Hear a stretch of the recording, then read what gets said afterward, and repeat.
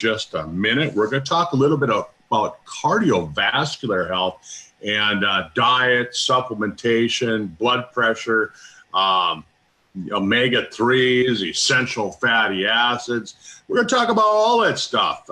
So, Andrea, good morning. Good morning. A gamut of good things. Yeah. How are you today? I'm great. So I have a question for you right off the bat. What year was North Dakota founded? What year was it found? What year was it founded? What year did it become a state? Let's see. It was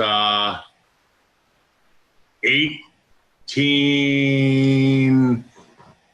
I'm trying to think. I get all these dates mixed up. 1887. You're close. What year? I have on my North Dakota shirt. 1889. There, I should have known it. Why do you have a North Dakota shirt? I bought it in the airport before I flew home last time I was out there. Oh, is that right? Yeah. Yeah, I got my Sizzle shirt on. Cool. Right? Yeah. So North Dakota, 1889. I was close. I said 1887, but I couldn't remember, so I was off by 2 years. Yeah, so you guys are like kind of backwards 100 years out there. Right? What year was Michigan made a state? I think it was 1839. 1830 something. Yeah. Holy Toledo. Oh, that's Ohio. Holy Grand Rapids. You're so funny. Okay, so we're talking about the heart today and all those good things. How to stay alive, right? How to stay alive, you know? I mean, without your heart, you don't do very good, do you? No. I have a whole bunch of stuff stored in my iPhone notes app. I keep all my research in there. Oh, there you go. Yeah. But when I got my new phone, I had to like do a backup. Transfer all over. And so it put 523 of my research things in a jumbled mess in one file. So it's hard. Oh, that's cool. So, you know, as we look at cardiovascular health and different things, you know, a lot of people, they don't even really understand some of the basics. Diastolic pressure and systolic blood pressure. Do you know what that is? One's high, one's low. I don't know what it measures. I never did know that. Yeah. So systolic is the upper number. Okay. Like when they say 120 over 80 or so. Over 80, yeah. And they kind of use that. Some people say that's the normal, but it really isn't like the normal, is it? It's the normal average. Right. Right? So that's what I heard. Maybe you heard this. Maybe I heard it from you. That they changed what is a healthy blood pressure amount. They changed it, what they say it is now. I don't remember what they said it was, but they made it so that they can require more people to be on high blood pressure medicine. Right. Yeah. So they lowered the requirement. So they didn't change what they thought was healthy, but what they changed was that they lowered the requirements to be diagnosed as unhealthy. Right. Right. And it's like, it's nuts. I mean, and so when you look at it, though, a lot of people are confused on blood pressure. What's the systolic? What's the diastolic? So when they say 120 over 80, that's just an average. They take all of the population, and since they've been measuring blood pressure, and they said 120 over 80 seems to be an average of healthy people. Okay. And so if you're looking at the numbers and the 120 goes up, if I start exercising, my blood pressure is going to go up. Right. The systolic, the upper number, the 120, it might go up to 140. Mm-hmm. But then when you rest again, it should come back down pretty quickly. But if you've got plugged arteries, that number is also going to go up because it has to push the blood through, right? Because the upper number, what that really is when that heart's beating, when it's pumping, right? It's pushing that blood through, and when the heart is contracting, it has to squeeze that blood. And the amount of pressure that's in your pipes, let's call them pipes, that's the systolic pressure when the heart is squeezing. Okay. Okay? So the pressure that's in your pipes, in your vessels all the time, that's the diastolic. That's the lower number. Oh, okay. So that's the pressure that it needs to squeeze through the tissue and to get into your organs, your cells, and all of that. It's the pressure that's needed for that. Okay. And I'm making notes. okay, taking notes. There you go. So you can become an educator. That's right.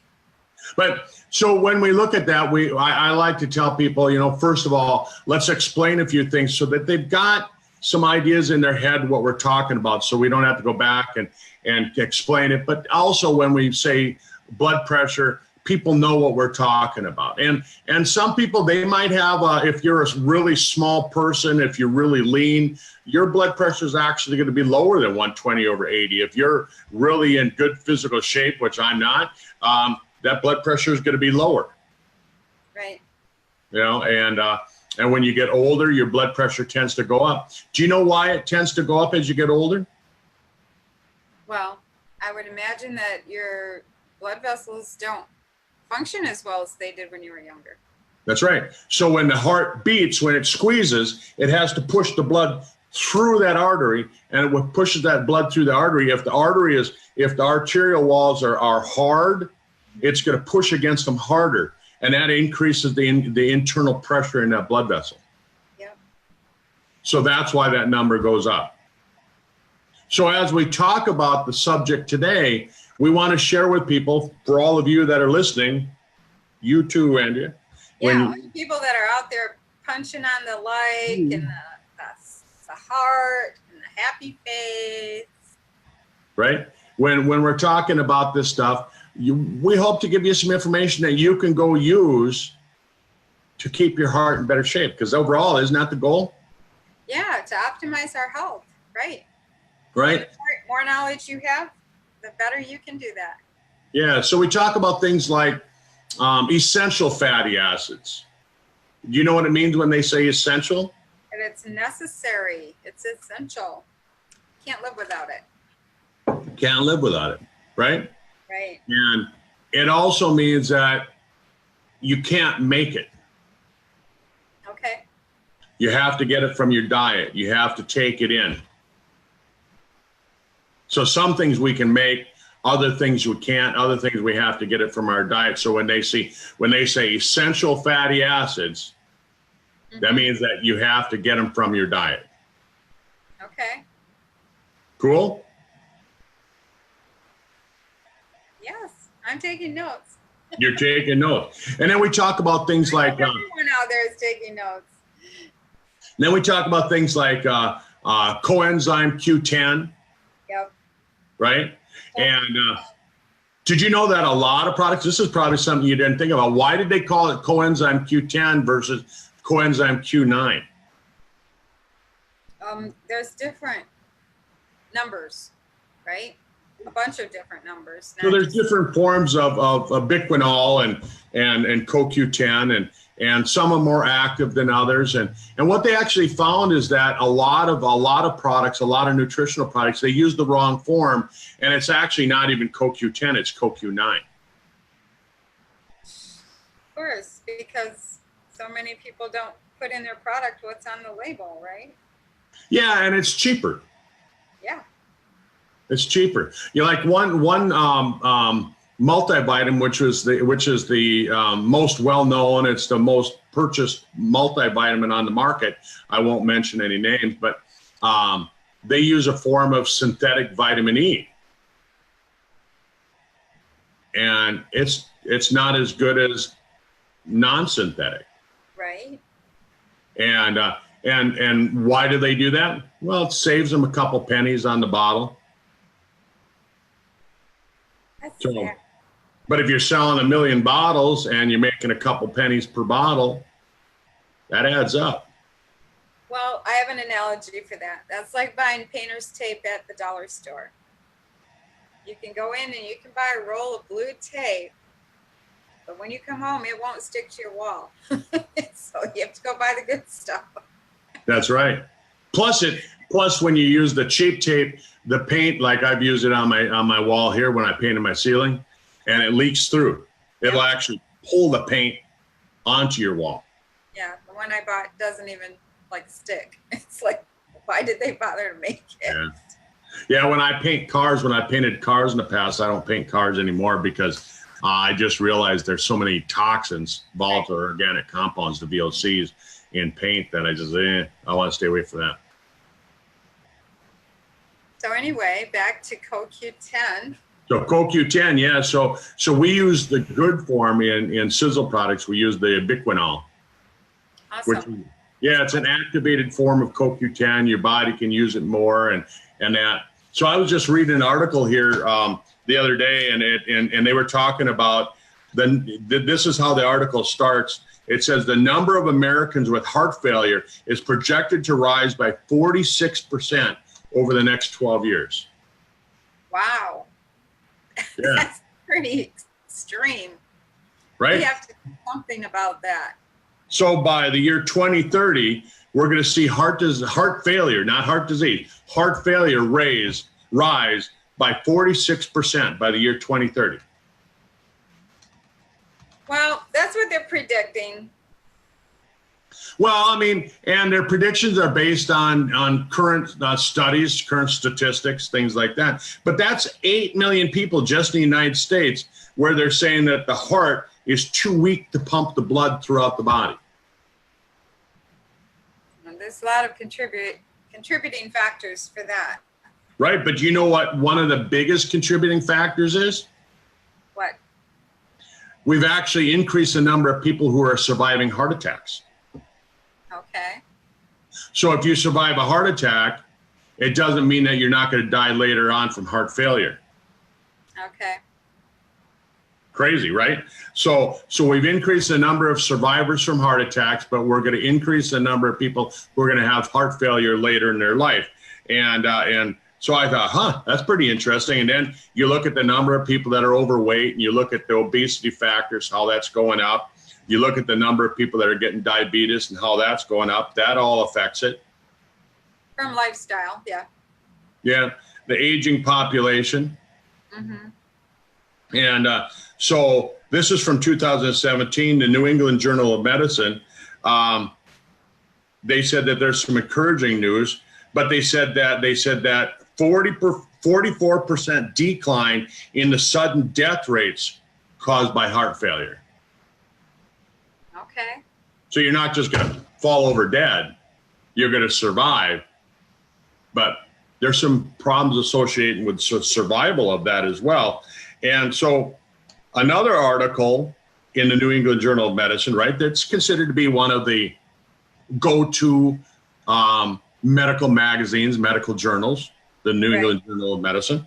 And they overlooked one thing, and they said that the use of coenzyme CoQ10 has exploded. The use of CoQ10 has exploded over the same time period, and it corresponds with a 44% decrease in heart failure rates. So in a survey published in March in 2015, they found that 71% of cardiologists are recommending that people start taking CoQ10. Yeah. Everybody I know that's had a heart issue, their doctors put them on that. It's the top supplement suggested by cardiologists. So that was in a study, and then another study in December 2014 said that it reduced the cardiovascular mortality among heart failure patients. Really interesting stuff. So I'm just kind of going through some of these things, and they found that if you have a low CoQ10 level and you're in the hospital for heart issues, yeah. If they find that your CoQ10 levels is low, it says that it's a high predictor that you're going to die in the hospital. Wow. So do they supplement you right away with CoQ10? They're saying if they supplement you within 24 hours of supplementation, they can lower that death rate by 22%. That's almost a quarter of the people. That's really good. Yeah, these are some good numbers, aren't they? Yeah. And they say that lower CoQ10 levels, so if your CoQ10 levels are low, it indicates that you're probably going to have a high C-reactive protein. C-reactive protein is a protein that indicates that you're probably going to have some heart problems. Oh, so like if they did just a normal blood panel on you, that would test for that? I don't know if they check for C-reactive protein on a normal panel. Do they now? I don't know. That's my question. I'm a doctor. I don't go see doctors. Right. Well, I went to see a doctor once because I thought I might be having a heart attack. Yeah. Yeah, and they sent me to the emergency room. So there is a blood test they do to determine if you're actually having heart issues, like right when you get there. They draw your blood. So they're saying if you have those heart issues, one of the first things they do, of course, one of the first things they should do is give you an infusion of magnesium. They didn't do that. And sodium bicarbonate. They should be giving you sodium bicarbonate and magnesium, because there's an epidemic of all of us that we're low on magnesium, right? And then on top of that, sodium bicarbonate tends to alkalize the blood, alkalize your body. And so if they give you sodium bicarbonate, which is, one of the standards, it's going to help with that. So they found that this is another interesting statistic. If you're taking statin drugs, you have a 21% lower CoQ10 level. So does that make sense? Tell me, does that make sense? You're a heart patient. They're going to put you on statin drugs. They're going to lower your CoQ10. And what's the result? Right. And so they're going to lower the CoQ10, and it's going to cause you to have more chance of dying in the hospital. Oh, my God.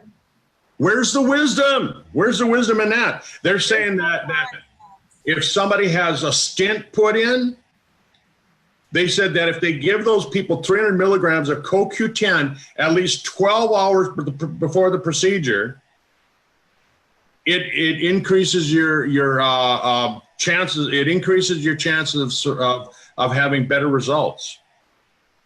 Well, my mother just had a valve put in, and they didn't do anything like that for her. Right. So then you look at this. They say heart failure patients tend to suffer decreased blood flow to the brain, along with other pathologies that impede cognitive function. And they found that heart failure patients had problems with the brain, and they found that lower CoQ10 levels predicted problems with attention. Yeah. And then it goes on to say that normal aging, diabetes, and obesity contribute to cellular resistance to insulin. And so they're saying that if a person receives this CoQ10, you're going to have better cardiovascular function. You're going to have better pancreas function. You're going to have better mental function. So the people they're putting on statins, they're saying go get CoQ10 and take that because I've got you on statins, and we have to reverse what statins are doing in your body, basically. Yeah. Is that right? Yeah, so they're saying they're going out to their little RX on the corner or to their big box store and buying a CoQ10 product that isn't even CoQ10, it's CoQ9. Yeah, so instead of getting a biquinol, for example, they're getting a biquinone. Right? And so there you go. It's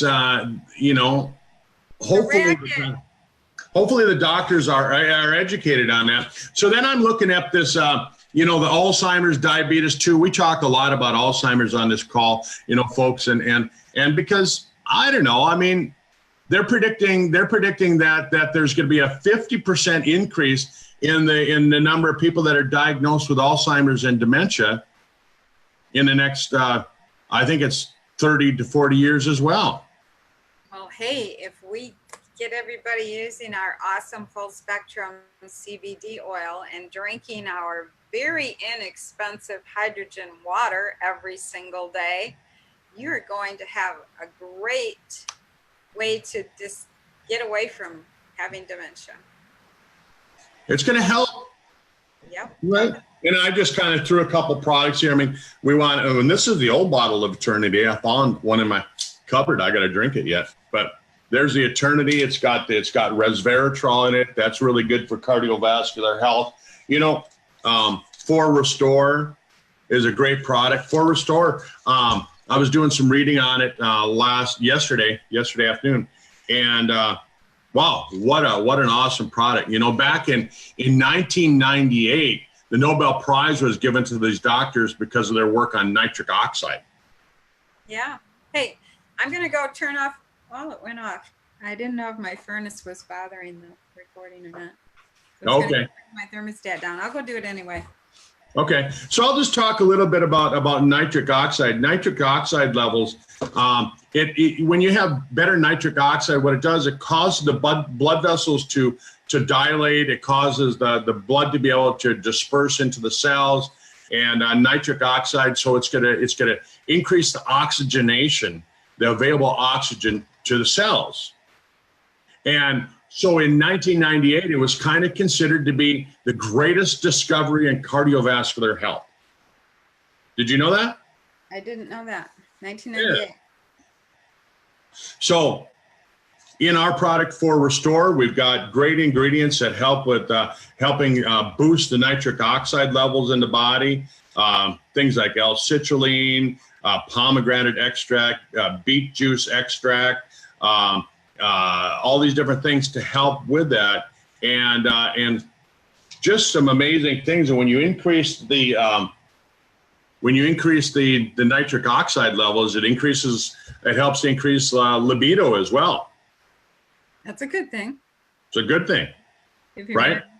So I'm on this quest to improve my health, and so I found a test strip that I can use, that I can actually take, and I can take one of these test strips in the morning, right? And so you take the little test strip, you take some saliva. I'm going to show you how easy it is to do this. So you take a little saliva, you put it on the test strip. You can see that test strip is turning pink. Hold it up a little. Yeah, there you go. Yep. You see that? Okay. Yep. Then on the bottle, you compare that on here. Okay. I'm gonna get this where you can see it. So you can see the color there, and then you see where I am. Ooh, you're right? Way up there. Yep. Yep. So it says that I'm perfect. Awesome. It says Kurt's ideal. A perfect man. But how easy is it to use to test that? And you can test your cardiovascular function by knowing what your nitric oxide levels are. So nitric oxide increases the amount of oxygen that goes into your cells. By allowing the blood vessels to be more pliable. Remember, we were talking about how your blood pressure is measured because arteries get hard. Mm-hmm. And so what nitric oxide does, it helps to keep those arteries clean. Cool. Yeah. So L-arginine, L-citrulline, beet juice, all these different things. You've heard of these different products on the market. Even the company that makes this, they market a beet juice type of product and things like that. But yeah, I wanted to see what are my levels, and so I started ordering that. Yeah, so you hear a lot about beet juice in the last couple of years. Yeah, so why you take beet juice? Yeah, and you and I know. I mean, and for you listeners that are listening to this webinar or this recording, we know that Tom Maurer and Tom Jr., they're always looking at the science, and they're trying to figure out the best science. How do we make it so the product's even better? So they're not just using beet juice. They're using it along with the other ingredients. Tom's a formulator. He's not a vitamin producer. He's a formulator. He formulates the different ingredients. So when you look at For Restore and you look at the ingredient list on the back, right? Can you see that? Hold it down just a little bit and hold it still. over to your watch hand. There you go. Perfect. Right. So folks, he formulates these, and so he's not just a vitamin maker. He's a formulator. So he puts the things together in the right amounts so the product gets the results you want. Right. And for Restore has some other awesome properties to it too, in regards to a discovery back in what, the 1990s. The Yeah. rotor, the Tell blood us a little bit about that. L-arginine. L-arginine. L-arginine that basically cleans plaque right out of your blood vessels.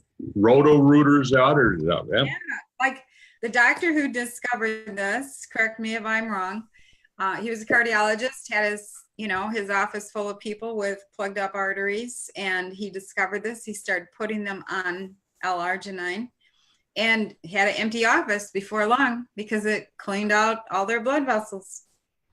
And that's what you should want as a doctor. You should want your waiting room empty. Not empty because your patients died, but empty because your patients went home healthy. Right. Well, if we'd reverse how we do that, like they do in China, you pay your doctor all the time, and then when you get sick, you quit paying him. That's right. And you shoot the doctor. Yeah. You know. So look what else I got, Andrea. This is kind of cool, right? Yeah. So I got one. Using those. Yeah. So here, look. Share with my you. pulse is 55 right now, 56. That's pretty good. Yeah. For an old guy, an old fat guy like me. That's pretty darn good. Right? And it measures blood pressure, it measures hydration. And that's what I was really looking for. Everybody else has these Fitbits, and I'm like, well, it doesn't measure everything that I want to measure. I want to measure other things. And so this one, it's called a GoB2, GOBE2.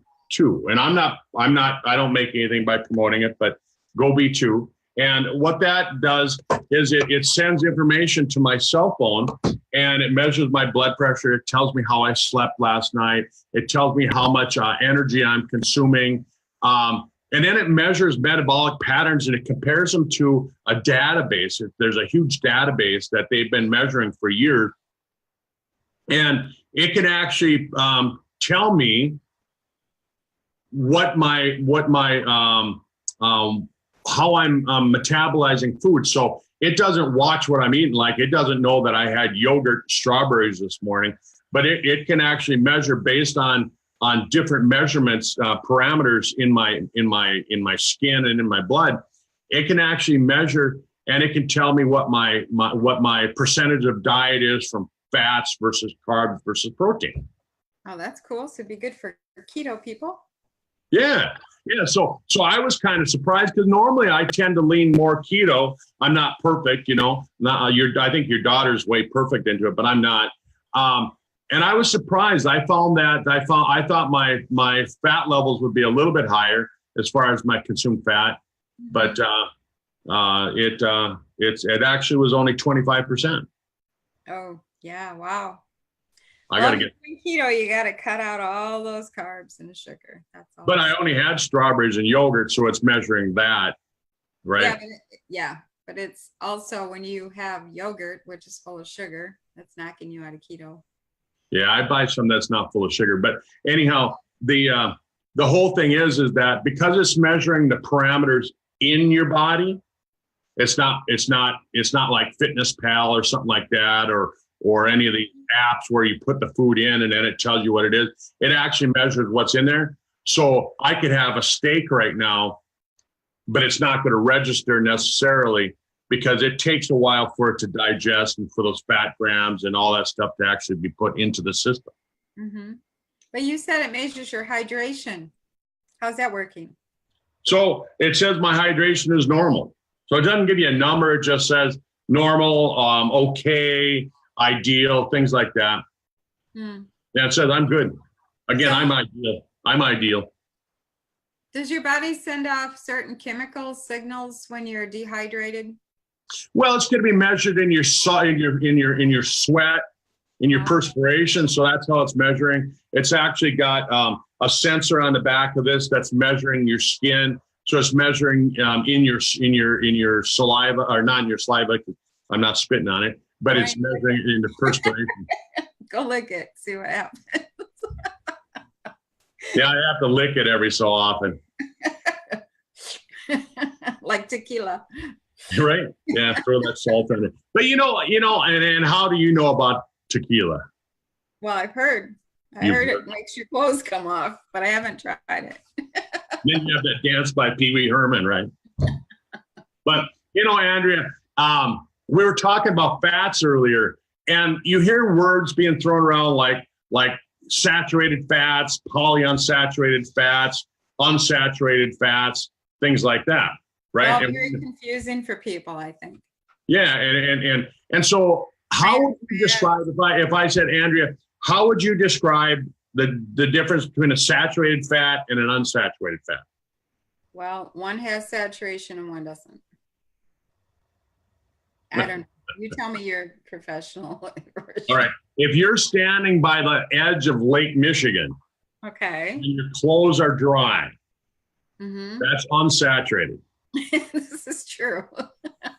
If I take it, I just say that. if I push you in the lake, now your clothes are saturated. With what? Water. Lake water. Right. No, but I'm talking about fats now. What is? Well, I'm just telling you how to describe saturated versus unsaturated. Well, I know what that is, of course. Well, now you know for sure. Now you know how to describe it. So when you're talking about unsaturated versus saturated fats, a saturated fat is loaded up. All of the parts on the fat cell are loaded up on that carbon bond. Okay. And then we have long chain fatty acids, and we have short chain fatty acids. And so short chain fatty acids where you have the fat molecules that are attached together. Short chain would have like 6, 8 different fats connect together, but a long chain fatty acid would be one that's just going to be a bunch of different molecules attached to it. So they're going to be long chain. And then there's medium chain. And medium chain fatty acids, all these different things, right? So when you see MCT, what's that stand for? Medium chain. Medium chain. Where's that come from? Coconut oil, I think. Coconut oil, right? So when you see that and you see MCT, most people go, well, what the hell is that? And they go, oh, it's coconut oil, but they don't realize that medium chain. What does that medium chain mean? It means somewhere between 6 to 22. So medium would probably be around 12 to 13 molecules attached to each other in the chain. Okay. So again, it's easier for your body to use it. It's unsaturated, which means that it can work better. So when you're looking at fats, and we're talking about essential fats, omega-3s, omega-6s, omega-9s, and there's a balance in there, right? Isn't there a balance? Oh, yeah. And most people have a diet that's really high in omega-6. And do you know why that's bad?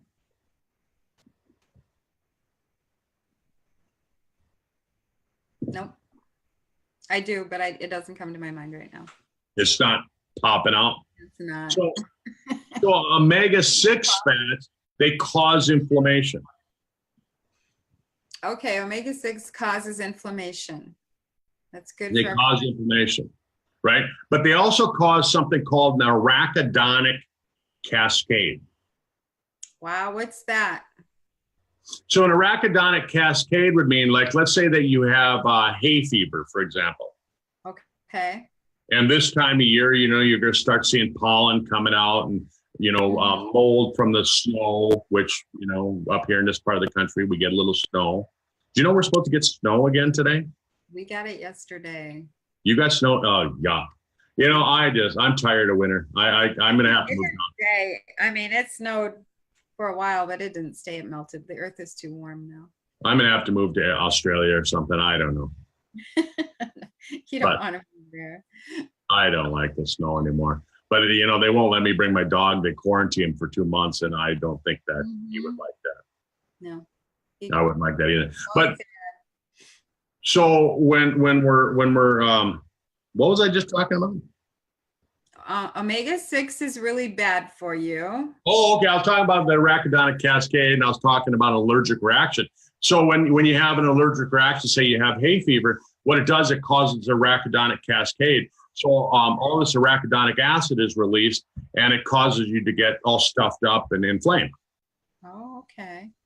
That's So because we have a diet that we eat way too much food with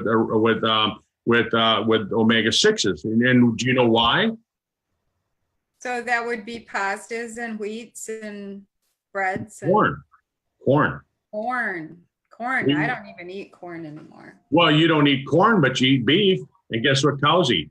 I know, exactly. And so do our deer, which really upsets me. If you go deer hunting, your kids, your grandkids go deer hunting. And so, yeah, they eat some corn, but if you sit in a deer stand and you watch a deer, it nibbles over here, it nibbles over there, it's eating some tree bark, it's eating some acorns, things like that. They're getting that balance. You can eat some corn, but it's not like they're laying out in the cornfield and just munching away. Right. Right there. They're not chomping down on. No, they're not. It's just, it bothers me that our corn is full of glyphosates now. So they are actually polluting one of the most pure meats that you can eat. Yeah. And the problem with it is that I mean, we can get into that whole subject. That's a subject of another call, but let's go somewhere else.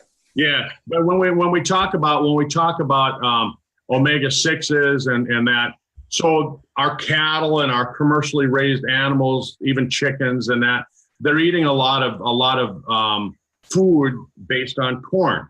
And why do we feed a lot of corn to the animals? Because we find that it makes the animal produce a lot of fat. And we know that when you want a good steak, you want a steak that's got marbled fat in it. And the omega-6s tend to make the steaks more marbled like that. So that's why they do that, because you're going to like the steak. It's going to taste better. Right. I asked my husband like 30 some years ago, I said, is corn fattening? And he looks at me and he goes, pigs eat it. What do you think? Right? So quit eating corn. Yeah. But boy, I was going to show you my very empty coconut jar here. Very empty. Very empty. I'm in there like scraping it. You can intake about 3 tablespoons of coconut oil a day. It's good for you. Yeah. Yeah. I cook with it, and then I have a bunch on my spoon, and I just put it in my mouth and let it melt and swallow it. Yeah. I put it in my coffee. Yeah. You want to get organic and not refined. You don't want the refined stuff. What's the difference between refined and unrefined? I don't know, but the refined stuff tastes like crap, I think. What does that taste like? That's what I think. Unrefined tastes like crap. Oh, okay. You got to kind of shop around and get a good source. I got a really great source from a large chain of grocery stores that we have here in the Midwest.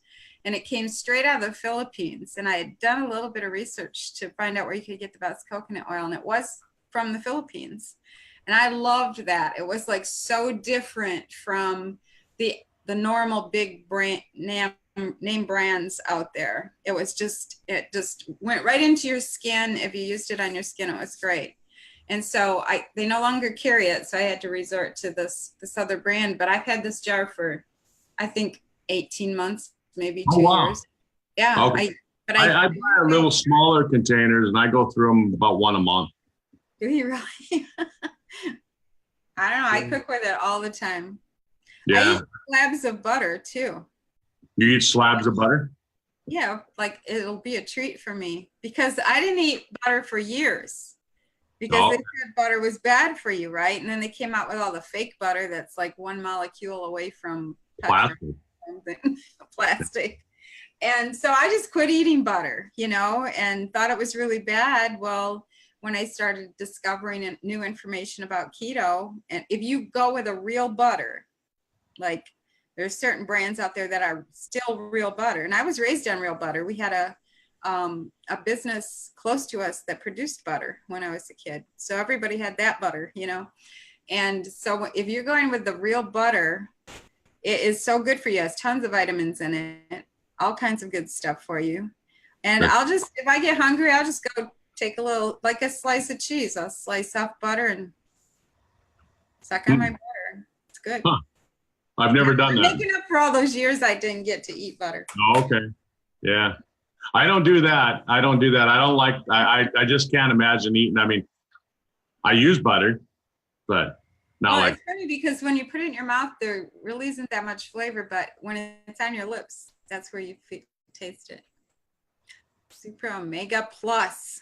That will give us some really good omegas. Yeah. Yeah. Plus it's got, you know what the plus is, right? No, tell me what the plus is. CoQ10. CoQ10. And is it the best kind of CoQ10? You think Tom would put the ubiquinone in? No. So I mean, we're mixing the a blend of omega-3s, omega-5s, omega-7s, omega-9, and EPA, DHA into a broad spectrum. And so even though omega-6 isn't necessarily that good for you, you need to have some. Is it essential? It's essential. Okay. Essential fatty acid. So the idea is balance. You want to have balance. And that's what this product has. And then it gives you the CoQ10. Again, we were talking about CoQ10, why it's so important. And so, yeah, it's really good. Then we got some vitamin D in there and some D-alpha tocopherol. Remember we were talking about vitamin E, how the most popular name brand vitamin uses a synthetic. We use a natural. How do you know? It says D-alpha. D. D is in dog. Alpha. Tocopherol. And that means it's a natural form of vitamin E. So is D-alpha a code word for natural on all kinds of things? Yeah, well, no, it's a natural form of vitamin E versus you'll see that synthetic form of vitamin E is L-alpha or DL-alpha. So DL, they've combined D and L, and they have a mix. Remember, L stands for loser. Don't get the one that's got L in it. That's right. Don't get the DL. Dang loser. Right. Anything with an L, don't get that. And then it's got EPA, DHA, which is, when you take a look at it, EPA is a fat, an essential fat that really good for getting rid of inflammation. And you and I have talked about this in the past, that inflammation is a main component. It's one of the primary components in almost all chronic health conditions. That's right. When somebody has a stroke, it's usually due to the inflammation. Somebody has heart disease, it's due to inflammation. When you have high blood pressure, there's inflammation as one of the components. When you have Crohn's disease or when you have Alzheimer's, when you have all these different diseases, inflammation is a main component. So wouldn't it be important then that you could take something that's an essential fatty acid, something your body can't make, like EPA, to help lower that? It's in there. Then it has DHA. DHA is another essential fatty acid. DHA is one of the fats that it's necessary for making good brain connections. Brain connections, that's right. Yeah, and then he's mixed in buckhorn, sea buckhorn, okay. Right? So that's like a deer that swims all the time, right? Sea buckhorn. Yeah, did you see the elk I had on my Facebook the other day swimming in the pond? I didn't, but I've seen that before where they're jumping up and down, they're playing around in the water. Yeah, but no, it's a plant. It's not an animal. And then you have krill oil, and you have the fish oil. You have algae, different kinds of algae. You have rosemary oil, and there's a lot of health benefits. Did you know there's a lot of health benefits to rosemary? Yeah, one of them is memory. Yeah, and they found that it helps with the stem cells. Did you know that? No, I didn't. Rosemary. I just heard it was good for memory, so I bought a rosemary plant, put it in my window because it was supposed to be help me to remember, and I forgot to water it, so it died. I dated rosemary once. Does that count? It might. You still remember her, so. Rosmarinic acid, yeah. So rosemary comes in the same plant category, the same herb category as sage and thyme. Okay. And they all have really a lot of health benefits. I actually think, I don't have a bottle of H pill here with me, but doesn't Tom put rosmarinic acid in the H pill now? Isn't that one of the new things that are in the H pill? I don't know. I just take it. You just take it. Because he's got all kinds of great stuff in his formula there. So. But here's another. It's another form of fish oil, and I give this one to my dog. I don't give him the one that Sizzle has because I don't think he needs all the CoQ10 that we're getting. So I buy another fish oil, and it's got high levels of the EPA, DHA, but it doesn't have the CoQ10. It doesn't have a lot of the omega-5s and 7s, things like that. And that's I was told that you can tell a good fish oil from a bad one by opening it up, and if it stinks, you don't want to use it. Really? That's what they said. Let's find out. Yeah. No, you got to open the actual capsule and smell the oil. Oh, it smells like heaven. So oil also is fats are very important for cell membranes. Oh, wow. Hey, did you know we've been talking for 50 minutes? No way. Yeah. We didn't even get started. We haven't even got started, Andrea. I mean, we better wrap this up. Holy cow. I mean, we get onto a subject. I'm still thinking about, like when I go to Mauer Mountain this September, saturating you in Tom's pool. Then you'll say you can tell somebody, say, hey, you want to see the demonstration of saturated fat? Push you right. Here's Kurt. He's fat. Let's saturate him. He's got cliffs in his pool. I'll get you up on the cliff and push you up. Right? Oh yeah, that would be good for pushing a guy that doesn't swim into a pool.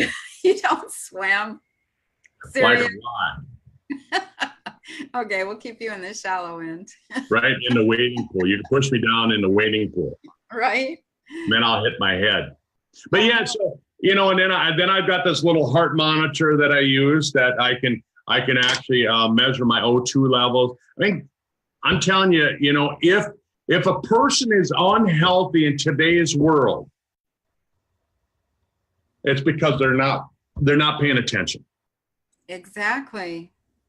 They're not paying attention, And so when we look at, some people say, oh, it runs in my family. I got a bad heart because it runs in my family.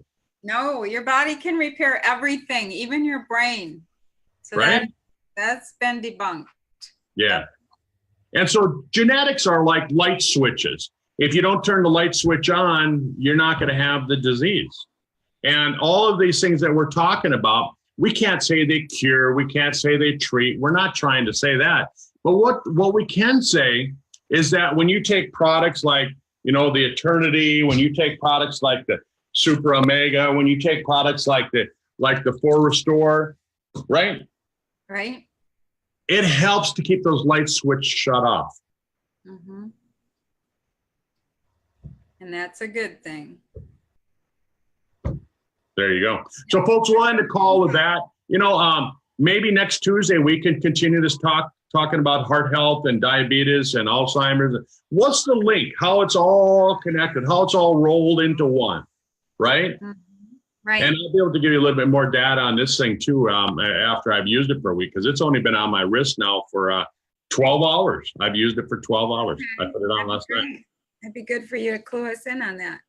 Yeah. So anyhow, I'll let you close off the call. Thanks everyone. Thanks for being here with us. And we look forward to helping you have a better, healthy heart. So. Yes. We're here to help you optimize your life, biohack your body back into health every Tuesday at noon on Doctor's Clinic with Doc Fizz and Friends at noon at Eastern Time. So if you're seeing this after the fact, or you saw it because somebody shared it on their page, you know, ask that friend to connect you with that group so you can see us live every Tuesday. And then, of course, if you have to work during the day on Tuesday and can't see us live, it's always stored in that page. You can go back and watch it at your leisure. And we also represent a company called Sizzle International that's headed by a biochemist who makes these great formulations that Doc's been talking about. And you can also get back with your friend about that and get more information. Thank you for joining us. We'll talk to you later. Bye.